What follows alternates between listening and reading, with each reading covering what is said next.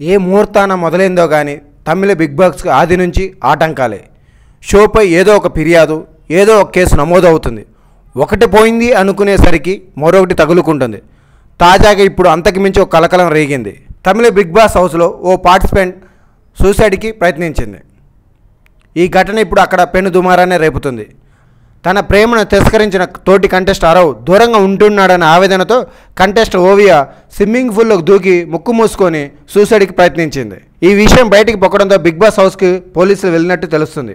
అసలు ఆ షోలో హౌస్లో ఏం జరుగుతుందని దానిపై పోలీసులు ఆరా తీస్తున్నారని సమాచారం. అక్కడ ప్రేక్షకులు కూడా బిగ్ బాస్ హౌస్లో అరాచక వాతావరణం కనిపిస్తుందని విమర్శిస్తున్నారు. హౌస్ మేట్ల మధ్య పోటీ పెంచడం, టీఆర్పీ రేటింగ్లకు మరింత ఎక్కువ పొందడం కోసం బిగ్ బాస్ వాళ్ళు పెట్టే కొన్ని షరతులు మరీ ఇబ్బందికరంగా పరిణమించాయని చెబుతున్నారు. షోను మరీ రక్తి కట్టించేందుకు అక్కడ జరిగే డ్రామాలో మరింత మసాలా నూరేసి చేరుస్తున్నారట షో వాళ్ళు. అంతేకాదు, ఆ షోకి గెస్ట్ గా వ్యవహరిస్తున్న కమల్ హాసన్ పై ప్రేక్షకులు మండిపడుతున్నారు. కుటుంబ విలువలను దిగదార్చేలా బిగ్ బాస్ షో తీరు ఉందని అసహనం వ్యక్తం చేస్తున్నారు. అంతేకాదు, టీఆర్పీ రేటింగ్ పెంచేందుకు సెంటిమెంట్ సీన్లు కూడా జొప్పించబోతున్నట్లు చెబుతున్నారు. అయితే తమిళ బిగ్ బాస్తో పోలిస్తే తెలుగులో మాత్రం కొంత కూల్ వాతావరణమే కనిపిస్తుంది.